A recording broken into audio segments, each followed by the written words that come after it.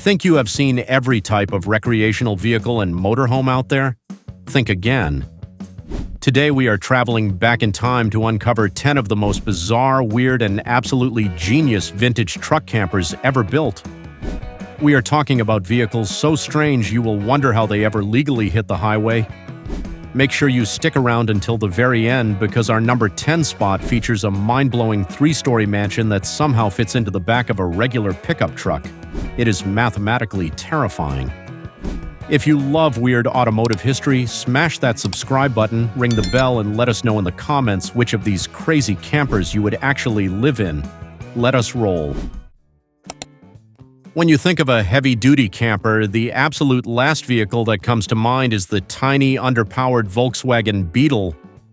Yet in the late 1960s and 1970s, a small company in Costa Mesa, California, looked at the iconic VW Bug and decided it was the perfect foundation for a motorhome. Enter the Super Bugger. This wild contraption involved completely chopping off the body of a Beetle behind the front seats and dropping a miniature wood-framed camper shell directly onto the chassis. It featured a tiny sink, a stove, and seating for two, offering the ultimate minimalist road trip experience long before van life was a trending hashtag. However, this ambitious tiny home on wheels had a fatal flaw, which was the engine. The Super Bugger relied on the Beetle's stock air-cooled 4-cylinder engine, which produced a blistering 60 horsepower on a good day. The aerodynamics were practically non-existent, turning the vehicle into a giant sail whenever a crosswind hit, making it terrifying to drive above 50 miles per hour. Braking with the stock VW drum brakes while carrying all that extra wooden weight, which added roughly 500 pounds, was less of a mechanical function and more of a deeply spiritual exercise in prayer on steep mountain roads. Back in 1975, you could buy a Super Bugger fully assembled for around $6,000. Today, because they are so incredibly rare and nostalgic, a fully restored Super Bugger can easily fetch over $40,000 at classic car auctions. That is a massive price tag for a car that struggles to outrun a bicycle. Weirdness meter, 9 out of 10. Practicality, 3 out of 10. But if you think putting a house on a VW Bug is a recipe for disaster, just wait until you see what Chevrolet decided to do when they tried to build the ultimate factory off-roader. In 1976, Chevrolet decided that buying a truck and adding an aftermarket camper was simply too much work for the average American consumer. Their solution was the Chevy Blazer Chalet, an absolute unicorn in the automotive world. Chevy partnered with the famous RV manufacturer Chinook to take their rugged 4-wheel-drive K5 Blazer and permanently integrate a fiberglass pop-up camper shell directly into the body. This was not a slide-in camper. The cab and the living quarters were completely connected, allowing you to walk from the driver's seat straight into the back, featuring a stove, sink, and icebox. But as brilliant as a factory 4x4 RV sounds, the Blazer Chalet came with a severe fatal flaw that ultimately doomed the project. The fiberglass camper shell was incredibly heavy, adding nearly 1,000 pounds to the top of the vehicle. This completely threw off the Blazer's center of gravity. When taking this supposedly capable off-roader onto rocky trails, the top-heavy design made it feel like it was constantly on the verge of tipping over. The immense weight sagged the rear suspension and put tremendous strain on the drivetrain, making it heavily compromised as a daily driver. Because of these severe driving issues, Chevrolet only managed to produce around 1,780 of these units before quietly pulling the plug in 1977. When it debuted, the Blazer Chalet cost roughly $9,000 to $11,000. However, because of the booming popularity of overlanding today, surviving chalets have become highly coveted collector's items. Pristine models are now selling for upwards of $50,000 to $60,000. Weirdness meter, 7 out of 10. Off-road terrifyingness, 10 out of 10. Next, let us look at an airplane transformed into a motorhome. If you were driving down the highway in the late 1960s and saw the Ultravan approaching in your rearview mirror, you probably thought you were being invaded by aliens. Designed by David Peterson, a professional aircraft designer, The Ultravan looks exactly like a giant aluminum jelly bean on wheels. Peterson hated the heavy, lumbering, boxy RVs of the era, so he applied aerospace engineering to motorhome design. The Ultravan featured an aluminum monocoque construction, meaning it had no heavy steel frame. It was essentially an airplane fuselage without wings, packing a full kitchen, bathroom, and bedroom inside. The true magic was its weight. The entire 22-foot motorhome weighed only around 3,400 pounds, which is less than many modern compact sport utility vehicles today. However, the fatal flaw was its original choice of propulsion. To keep the interior floor completely flat, Peterson utilized the rear-mounted air-cooled flat-six engine from a Chevrolet Corvair. While innovative, the Corvair engine only produced around 110 horsepower. Paired with a basic automatic transmission, the early Ultravan was notoriously sluggish, struggling to maintain 50 miles per hour on long, steep inclines in the Rocky Mountains. Originally priced around $8,000, production became a frantic scramble when Chevy discontinued the Corvair engine in 1969. The company tried fitting heavier V8 Marine engines, but it ultimately failed. Today, these incredibly rare toasters on wheels have a massive cult following. Finding one is incredibly hard, but fully restored models can demand prices over $40,000 from quirky automotive historians. Weirdness meter, 10 out of 10. Chance of being mistaken for a UFO, 100%. Up next, a motorhome that actually shifted gears like a European sports car. In the 1980s, motorhomes were massive, fuel-guzzling bricks. Bill Collins, an automotive engineer famous for co-designing the iconic DeLorean DMC-12 time machine car, decided to change that forever by creating the Vixen 21 TD. Collins wanted a recreational vehicle that drove exactly like a European sports sedan, and the Vixen was an absolute engineering marvel. It was so remarkably low to the ground that it could easily fit inside a standard suburban garage. It featured a wind tunnel-tested fiberglass body, a massive panoramic windshield, and a phenomenally low center of gravity for high-speed stability. To make it even more European, Collins powered the 21-foot vehicle with a rear-mounted BMW turbo diesel engine paired with a Renault 5-speed manual transmission. Because of its aerodynamic shape and lightweight frame, the Vixen weighed around 5,000 pounds and achieved an unbelievable 30 miles per gallon. However, it possessed a fatal flaw: it was completely misunderstood by the market. Traditional American RV buyers wanted massive living rooms and automatic transmissions. They absolutely did not want to manually shift gears while sitting inches off the pavement in a vehicle that felt like a submarine. The roof was so low you could not stand up inside unless you popped up the hinged roof section, frustrating older buyers. Because it alienated its target audience, the company went bankrupt after building just 587 units. Back in 1986, this technological marvel would set you back $40,000. Today, tech-loving nomads snap them up for $30,000 to $50,000. Weirdness meter, 8 out of 10. Driving dynamics, 10 out of 10. But while the Vixen failed, our next camper gained a legendary reputation for off-grid reliability. Long before modern influencers were spending hundreds of thousands of dollars on custom Mercedes Sprinter vans, the ultimate off-grid adventure vehicle was the Toyota Sunraider 4x4. Introduced in the 1980s by Gardner Pacific, this was a brilliant combination of Toyota's legendary, indestructible Hilux pickup truck chassis and a lightweight aerodynamic fiberglass camper shell. Unlike modern campers made of easily water-damaged wood and cheap siding, the Sunraider's two-piece molded fiberglass shell was virtually leak-proof. With Toyota's bulletproof four-wheel drive system and a compact footprint, this little beast could climb up rocky trails that left traditional massive RVs completely stranded. However, the early Toyota RVs hit a terrifying mechanical fatal flaw that haunted owners.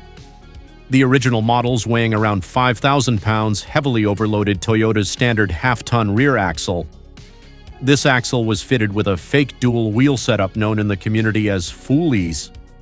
The immense weight of the fiberglass shell, water, and gear put extreme stress on this 5-lug axle.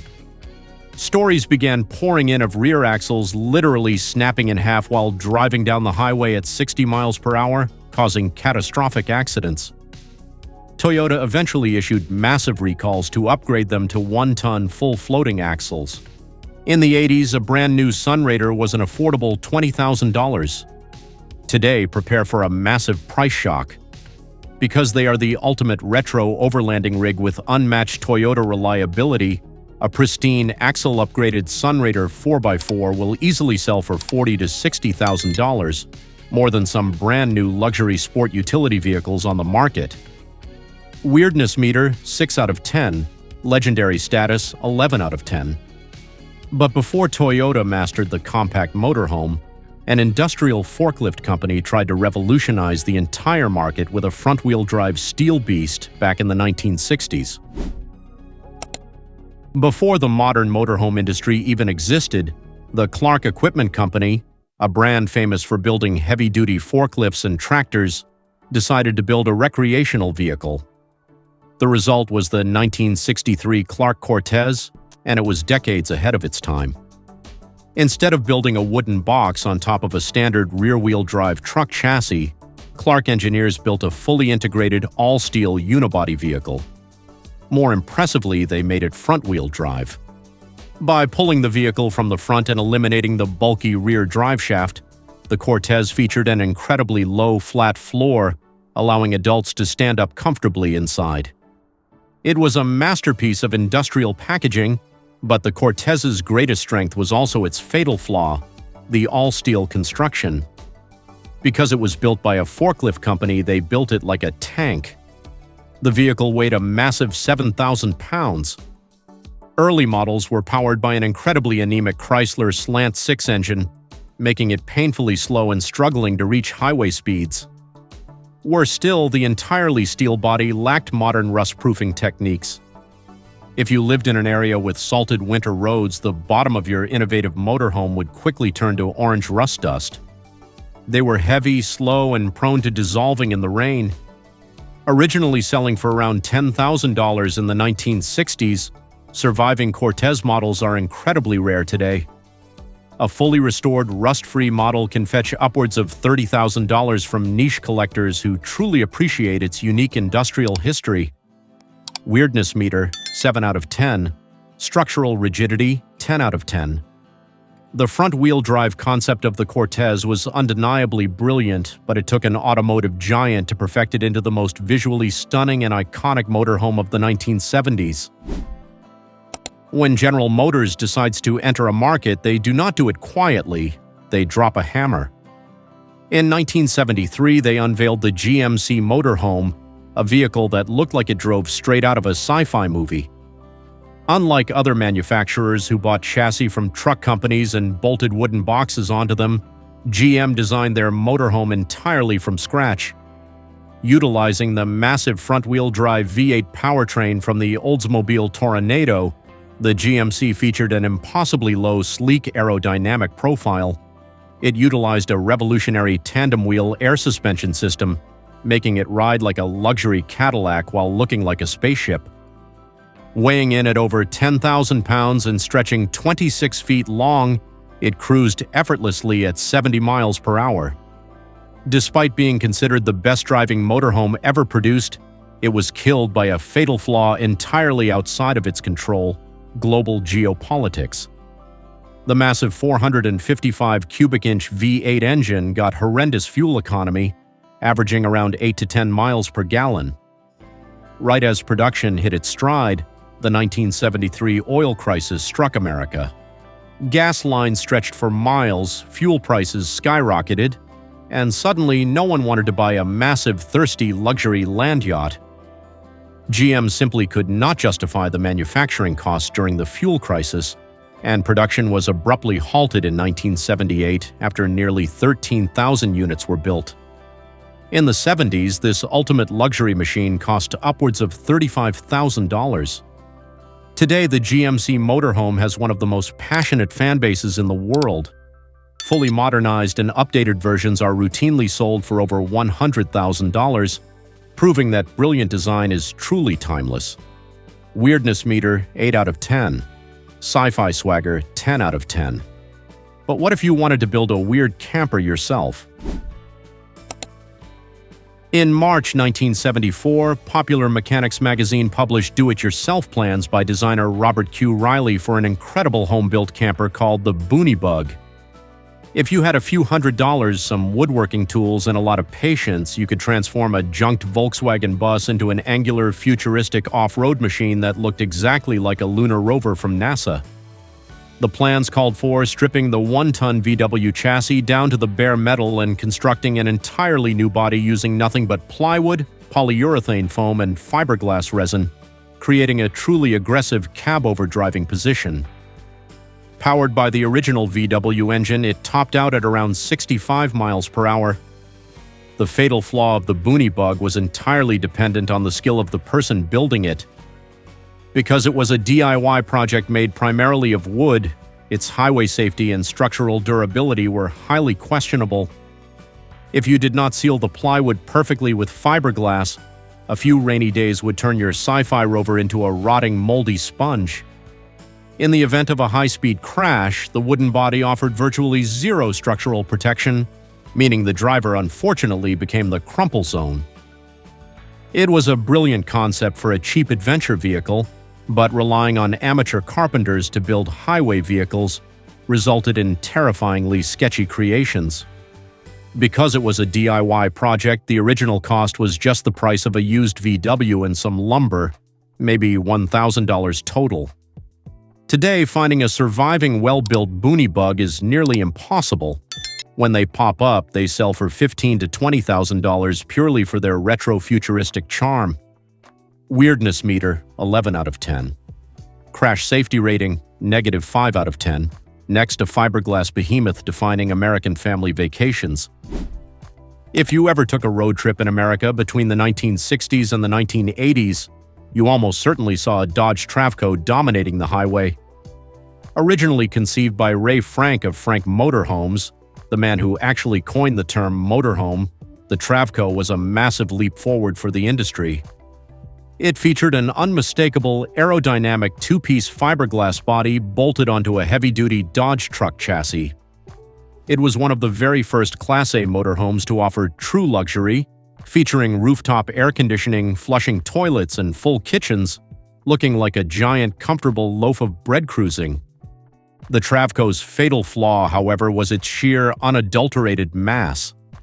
Weighing anywhere from 10,000 to 14,000 pounds, driving one of these fiberglass giants was exactly like steering a commercial cargo ship. The steering was famously vague, the brakes required massive leg strength to operate, and the tall, top-heavy vehicle suffered from terrifying body roll on winding mountain roads. Despite having a powerful Dodge V8 engine under the doghouse console, the immense weight of the thick fiberglass and heavy wood interior meant that getting up to highway speeds of 65 miles per hour took an absolute eternity. It was a luxurious house, but actually driving the house required the steady nerves of a commercial truck driver. A brand new Dodge Travco in 1965 cost around $9,000. Today, they are beloved by vintage RV restorers everywhere. A gutted project might cost a few thousand, but a fully restored mid-century modern Travco can easily command $50,000 or more at auction. Weirdness meter, 5 out of 10. Nostalgia factor, 10 out of 10. We have seen UFOs and VWs with houses on them, but nothing prepares you for our final mind-bending camper. Prepare to have your brain broken by the Del Rey tri-level camper. In the late 1960s, slide-in truck campers were very popular, but interior space was always highly limited. The mad scientists at Del Rey looked at a standard pickup truck and said, "What if we build a camper with 3 completely separate floors?" And that is exactly what they did. This towering monster, famously introduced around 1968, featured a top-level cab-over bedroom, a mid-level living room and dining area, and a sunken lower-level rear kitchen and entryway. It was an absolute architectural marvel. It somehow fit a split-level suburban home into the standard bed of a pickup truck.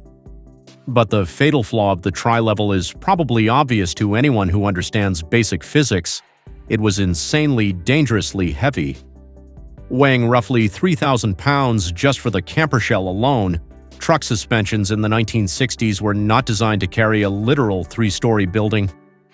Putting a fully loaded Delray tri-level into the back of a standard pickup truck would cause the rear bumper to practically scrape the pavement, while the front tires barely touch the ground.